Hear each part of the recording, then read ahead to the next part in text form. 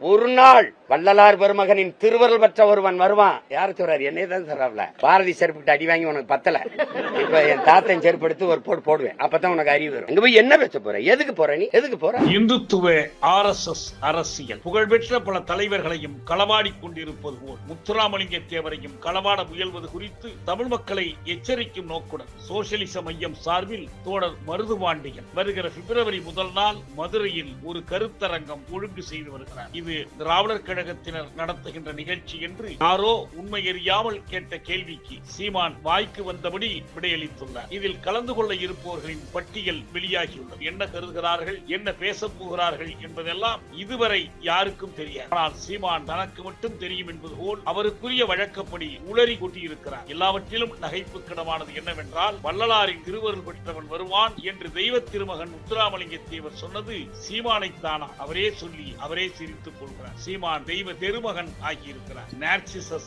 என்ற ஒரு கிரேக்க தெய்வம், அது தன்னிடமே மோகம் கொண்டு அலையும் தெய்வத்துக்கு தமிழ்நாட்டில் ஒரு திருமகன் உண்டென்றால் அது சீமானே தான். தன்னைத்தானே காதலித்துக் கொள்ளும் சுய மோகி நார்சிசிஸ்ட் என்பதை மீண்டும் ஒரு முறை மெய்ப்பித்துக் கொண்டிருக்கிறார். இவர் திருமகன் அல்ல, திருமகன். சிரிப்பாய் சிரிக்கும் சீமான்.